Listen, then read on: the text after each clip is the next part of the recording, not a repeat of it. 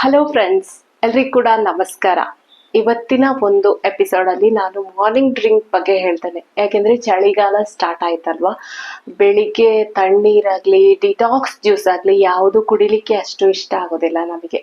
ಏನಾದ್ರೂ ಬಿಸಿ ಬಿಸಿ ಇದ್ರೆ ಒಳ್ಳೇದು. ಗಂಟ್ಲೆಲ್ಲ ಕಟ್ಕೊಂಡಾಗಿ ಆಗುದು, ಒಂಥರ ಕಫಗಟ್ಟುದು, ಏನೆಲ್ಲ ಅಲರ್ಜೀಸ್, ಸ್ಕಿನ್ ಅಲರ್ಜೀಸ್ ಎಲ್ಲವೂ ಕೂಡ ವಿಂಟರ್ ಸೀಸನ್ ಅಲ್ಲಿ ಸ್ಟಾರ್ಟ್ ಆಗ್ತದೆ.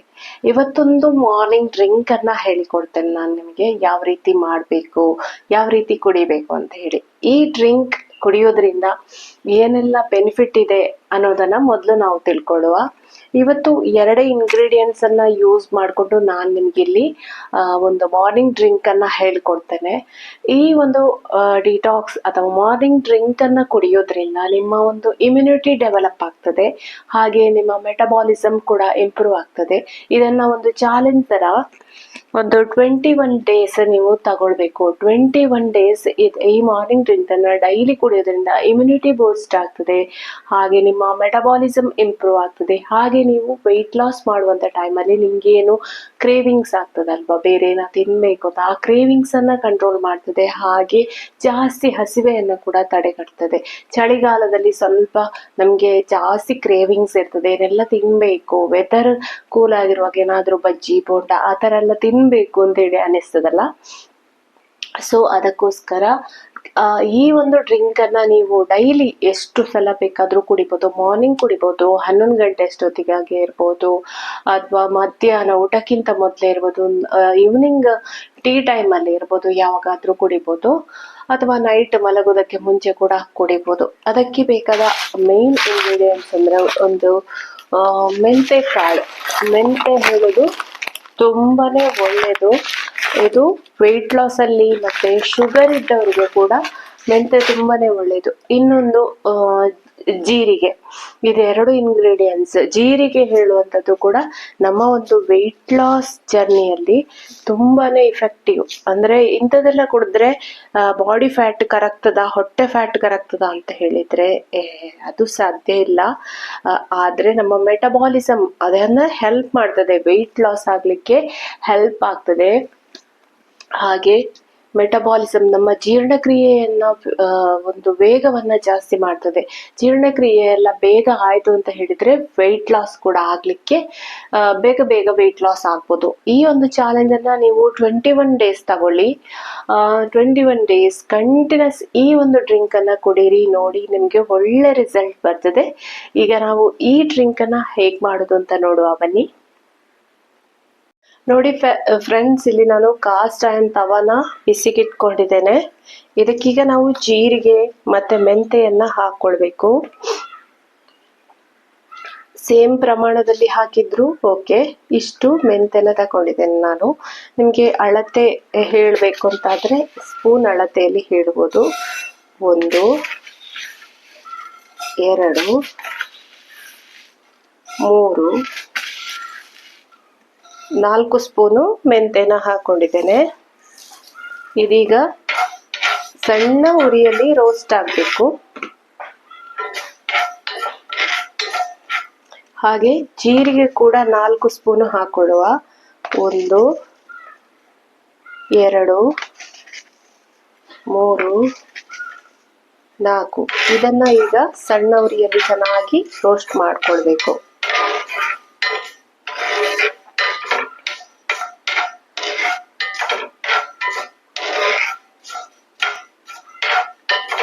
ಈ ಮೆಂತೆ ಹೇಳುವಂಥದ್ದು ತುಂಬಾನೇ ಒಳ್ಳೇದು ಆರೋಗ್ಯಕ್ಕೆ. ಅಂದ್ರೆ ಇದನ್ನ ಮೊಳಕೆ ಬರಿಸಿ ಸಲಾಡ್ ಅಲ್ಲಿ ಕೂಡ ನಾವು ಇನ್ಕ್ಲೂಡ್ ಮಾಡ್ಬೋದು. ನಮ್ಮ ಇಮ್ಯುನಿಟಿಯನ್ನ ಜಾಸ್ತಿ ಮಾಡ್ತದೆ.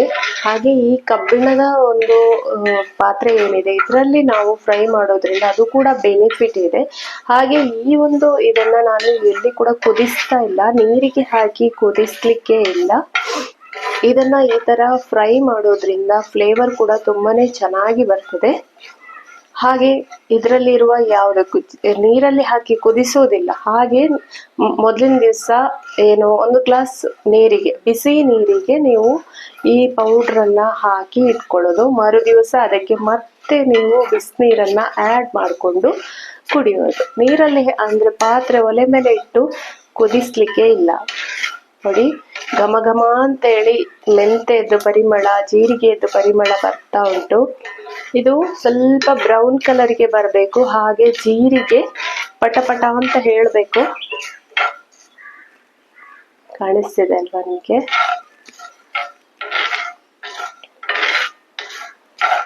ಇದೊಂದು 3-4 ನಿಮಿಷ ತಗೊಳ್ತದೆ ಅಷ್ಟೇನೆ, ಸಣ್ಣ ಉರಿಯಲ್ಲಿ ಉಂಟು. ಇದು ತಣ್ಣಗಾದ್ಮೇಲೆ ಇದನ್ನ ಪೌಡರ್ ಮಾಡ್ಕೊಳ್ಳುವ. ಡೈಲಿ 21 ಡೇಸಿಗೆ ನೀವು ಆಗಾಗ ಫ್ರೆಶ್ ಆಗಿ ಮಾಡ್ಕೊಳ್ಳಿ, ತುಂಬಾ ಮಾಡ್ಕೊಳ್ಬೇಡಿ, ಯಾಕೆಂದ್ರೆ ಅದರ ಪರಿಮಳ ಹೋಗುತ್ತೆ ತುಂಬಾ ನೀವು ಮಾಡಿ ಇಟ್ಟಿತ್ತು ಅಂತ ಹೇಳಿದ್ರೆ. ಹಾಗಾಗಿ ಒಂದು ಸ್ವಲ್ಪ ಸ್ವಲ್ಪನೇ ವಾರಕ್ಕೆ ಆಗುವಷ್ಟು ನೀವು ಮಾಡಿಕೊಂಡ್ರೆ ಸಾಕು.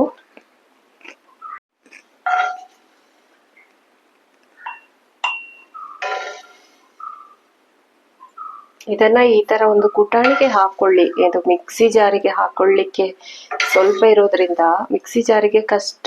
ಅದಕ್ಕೆ ಮಿಕ್ಸಿ ಜಾರಿಗೆ ಹಾಕಿ ಪುಡಿ ಮಾಡ್ಬೇಕು ಅಂತ ಕೂಡ ಇಲ್ಲ, ಸ್ವಲ್ಪನೇ ಪುಡಿ ಆದ್ರೆ ಸಾಕು.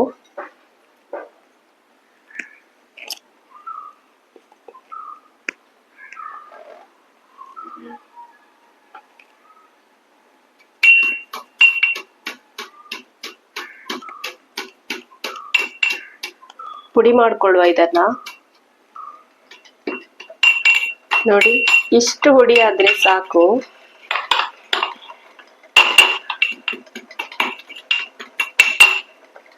ಈ ಒಂದು ಮೆಂತೆ ಕಾಳು ಮತ್ತೆ ಜೀರಿಗೆಯನ್ನ ಹುರಿದಾಗುವಾಗ ಎಂತ ಘಮ ಬರ್ತದೆ ಗೊತ್ತುಂಟಾ? ತುಂಬಾನೇ ಫ್ಲೇವರ್ಫುಲ್ ಆಗಿ ಇದೆ ಇದು. ಇದನ್ನ ಒಂದು ಕಂಟೈನರ್ಗೆ ಹಾಕಿ ಸ್ಟೋರ್ ಮಾಡಿ ಇಟ್ಕೊಳ್ಳಿ. ಇದನ್ನ ಬಿಸಿನೀರಿಗೆ ಹಾಕಿ ಇಡಬೇಕು. ಹೇಗೆ ಅಂತ ಹೇಳಿ ನೋಡಿ, ಈ ತರ ಒಂದು ಜಾರ್ ಅಥವಾ ಯಾವ್ದಾದ್ರು ಕಂಟೈನರ್, ಗ್ಲಾಸ್ ಜಾರ್ ಇದ್ರೆ ಅದು ತಕೊಳ್ಳಿ, ಅಥವಾ ಸ್ಟೀಲ್ ಗ್ಲಾಸ್ ಆದ್ರೆ ಸ್ಟೀಲ್ ಗ್ಲಾಸ್ ತಕೊಳ್ಳಿ, ಯಾವ್ದಾದ್ರೂ ಪರವಾಗಿಲ್ಲ. ಅದಕ್ಕೆ ನೀವೀಗೇನು ಮೆಂತೆ ಮತ್ತೆ ಜೀರಿಗೆ ಪುಡಿ ಮಾಡಿ ಇಟ್ಕೊಂಡಿದ್ದೀರಲ್ಲ, ಆ ಪುಡಿಯನ್ನ ಈ ತರ ಸೇರಿಸ್ಕೊಳ್ಬೇಕು. 1-1.5 ಚಮಚ ಇಷ್ಟು ಪುಡಿ ಸಾಕಾಗ್ತದೆ. ಹಾಗೆ ಇಲ್ಲಿ ನೋಡಿ, ಆಲ್ರೆಡಿ ನಾನು ನೀರು ಕುದಿಸ್ತಾ ಇದ್ದೇನೆ, ನೀರು ಕುದೀತಾ ಉಂಟು. ಅದನ್ನ ಈಗ ಇದಕ್ಕೆ ಹಾಕೊಳ್ಬೇಕು. ನೀರು ಕುದೀತಾ ಉಂಟು.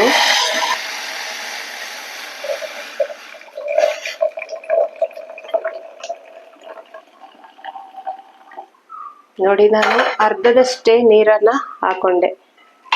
ಇಲ್ಲಿ ಅರ್ಧದಷ್ಟೇ ನೀರನ್ನ ಹಾಕೊಂಡೆ. ಯಾಕೆಂತ ಹೇಳಿದ್ರೆ ಇದನ್ನ ನೈಟ್ ಫುಲ್ ಈ ತರ ಸ್ಟಾಕ್ ಮಾಡಿ ಇಟ್ಕೊಳ್ಬೇಕು. ಇನ್ನು ಇದನ್ನ ಮಿಕ್ಸ್ ಮಾಡಿ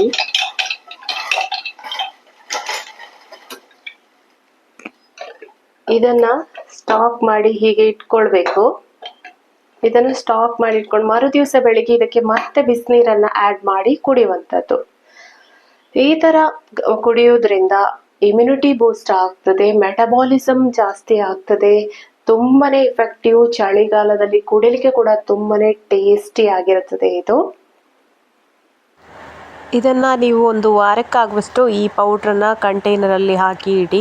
ಇದನ್ನು ಸ್ವಲ್ಪ ಬೇಕಾದರೆ ಕಡಿಮೆ ಪ್ರಮಾಣದಲ್ಲಿ ಬೇಕಾದರೂ, ಈಗ 1.5 ಚಮಚ ಹಾಕ್ಕೊಂಡಿದ್ದೇನೆ ನಾನು ನೀರನ್ನು ಜಾಸ್ತಿ ಹಾಕ್ಕೊಳ್ತೇನೆ. ಹಾಗೆ ಮಧ್ಯಾಹ್ನ ಕುಡಿತೇನೆ, ಈವ್ನಿಂಗ್ ಕೂಡ ಕುಡಿತೇನೆ. ನೀವು ಸ್ವಲ್ಪ ಮಾಡೋದಾದರೆ ಒಂದು ಅರ್ಧ ಚಮಚ ಒಮ್ಮೆಗೆ ಕುಡಿಯೋದು ಅಂತಾದರೆ ಅರ್ಧ ಚಮಚದಷ್ಟು ಹಾಕ್ಕೊಂಡ್ರೂ ಸಾಕು. ಯಾಕೆಂದರೆ ಮೆಂತೆ ಮತ್ತು ಜೀರಿಗೆ ಸ್ಟ್ರಾಂಗ್ ಆಗಿ ಇದೆ. ಇದು ಕ್ವಾಂಟಿಟಿ ಜಾಸ್ತಿ ಬೇಕು ಅಂತ ಇಲ್ಲ, ಸ್ವಲ್ಪ ಹಾಕಿದರೂ ಕೂಡ ಒಳ್ಳೆ ಇಫೆಕ್ಟಿವ್ ಇದು. ಫ್ರೆಂಡ್ಸ್, ಇವತ್ತಿನ ಈ ಒಂದು morning drink, winter special morning drink ನಿಮಗೆ ಇಷ್ಟ ಆಗಿದೆ ಅಂತ ಹೇಳಿ ಅಂದ್ಕೊಳ್ತೇನೆ. ವಿಡಿಯೋ ಇಷ್ಟ ಆದರೆ ಖಂಡಿತ ಲೈಕ್ ಮಾಡಿ, ಹಾಗೆ ಚಾನಲನ್ನು ಸಬ್ಸ್ಕ್ರೈಬ್ ಆಗೋದನ್ನು ಮರಿಬೇಡಿ. ಈಗ ನೋಡಿ, ಇನ್ಸ್ಟಂಟಾಗಿ ಇದನ್ನು ಮಾಡಿಕೊಂಡು ಕುಡಿಬೋದು, ತುಂಬ ಚೆನ್ನಾಗಿರ್ತದೆ ಇದು. ಈ ಒಂದು ಚಳಿಗಾಲದಲ್ಲಿ ನಮ್ಮ ಇಮ್ಯುನಿಟಿ ಬೂಸ್ಟ್ ಮಾಡಲಿಕ್ಕೆ ತುಂಬಾ ಹೆಲ್ಪ್ ಮಾಡ್ತದೆ ಅಂತ ಹೇಳ್ಬೋದು. ಹಾಗೆ ಏನು ವೆಯ್ಟ್, ನಿಮ್ಮ ಶರೀರದಲ್ಲಿ ವೆಯ್ಟ್ ಲಾಸ್ ಆಗ್ಲಿಕ್ಕೆ ಇದು ತುಂಬಾನೇ ಹೆಲ್ಪ್ ಮಾಡ್ತದೆ. ಮೆಟಬಾಲಿಸಮ್ ಇಂಪ್ರೂವ್ ಮಾಡ್ತದೆ, ಡೈಜೆಷನ್ ಸಿಸ್ಟಮ್ ಅನ್ನ ಕರೆಕ್ಟ್ ಮಾಡ್ತದೆ. ಬೆಳಿಗ್ಗೆ ಫಸ್ಟ್ ಎದ್ದ ಹಾಗೆ ನೀವು ಈ ತರ ಒಂದು ಡ್ರಿಂಕ್ ಕುಡಿಯಿತು ಅಂತಾದ್ರೆ ಇದು ನಿಮ್ಮ ಬಾಡಿಯನ್ನ ಫುಲ್ ಬಾಡಿ ಕ್ಲೆನ್ಸಿಂಗ್ ಅನ್ನ ಮಾಡ್ತದೆ. ಈ ಒಂದು ಡ್ರಿಂಕ್ ಏನು ನಮ್ಮ ಶರೀರದಲ್ಲಿ ಇರುವಂತಹ ಕೆಟ್ಟ ಅಂಶಗಳು ಏನಿದೆ ಅದನ್ನೆಲ್ಲ ಹೋಗಲಾಡಿಸ್ಲಿಕ್ಕೆ ಇದು ತುಂಬಾನೇ ಹೆಲ್ಪ್ ಮಾಡ್ತದೆ. ಇದೊಂದು ಡ್ರಿಂಕ್ ನಿಮಗೆ ಇಷ್ಟ ಆಗಿದೆ ಅಂತ ಅನ್ಕೊಳ್ತೇನೆ.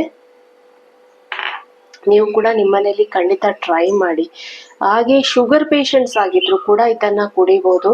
ನೀವು ವಾರಗಟ್ಲೆ ಇದನ್ನ ಟ್ರೈ ಮಾಡಿತು ಅಂತ ಹೇಳಿದ್ರೆ ಕ್ರಮೇಣ ನಿಮ್ಮ ಶುಗರ್ ಕಂಟ್ರೋಲಿಗೆ ಬರ್ತದೆ. ಹೈಪರ್ ಇದ್ದದನ್ನು ಒಂದು ಸ್ವಲ್ಪ ನಾರ್ಮಲಿಗೆ ತಂದುಕೊಳ್ಬೋದು.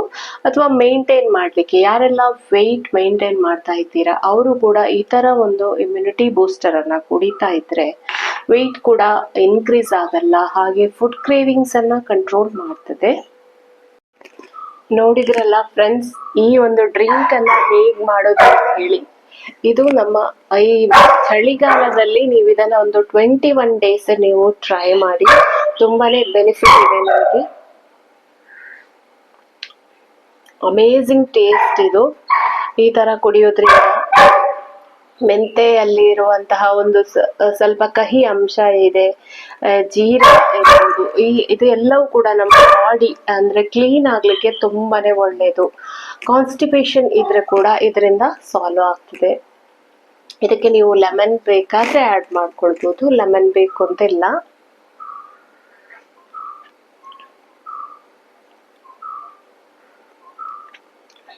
ನಾನು ಆಲ್ರೆಡಿ ಒಂದು ವಾರ ಕುಡ್ದೆ. ಮೊನ್ನೆ ಗಂಟ್ಲೆಲ್ಲ ಒಂಥರ ಇತ್ತು, ಅದಕ್ಕೆ ಆ ತರ ಮಾಡ್ಕೊಂಡು ಕುಡ್ತಿದ್ದೆ. ತುಂಬಾನೇ ರಿಸಲ್ಟ್ ಕೂಡ ತುಂಬಾ ಚೆನ್ನಾಗಿ ಬರ್ತದೆ ವೆಯ್ಟ್ ಲಾಸ್ ಅಲ್ಲಿ. ಫ್ರೆಂಡ್ಸ್, ಇವತ್ತಿನ ಈ ವಿಡಿಯೋ ನಿಮ್ಗೆ ಇಷ್ಟ ಆಯ್ತು ಅಂತಾದ್ರೆ ಖಂಡಿತ ಲೈಕ್ ಮಾಡಿ. ಹಾಗೆ ನೀವು ಈ ಚಾನೆಲ್ ಅನ್ನ ಫಸ್ಟ್ ಟೈಮ್ ನೋಡೋದು ಅಂತಾದ್ರೆ ಖಂಡಿತ ಸಬ್ಸ್ಕ್ರೈಬ್ ಆಗೋದನ್ನ ಮರಿಬೇಡಿ. ಹೀಗೇನೆ ಬೇರೆ ಬೇರೆ weight loss tips, morning drinks ಹಾಗೆ ಡಯಟ್ ರೆಸಿಪೀಸ್ ಜೊತೆ ನಾನು ಮತ್ತೆ ಬರ್ತೇನೆ. ಅಲ್ಲಿವರೆಗೆ ನಮಸ್ಕಾರ, ಬಾಯ್ ಬಾಯ್, ಟೇಕ್ ಕೇರ್.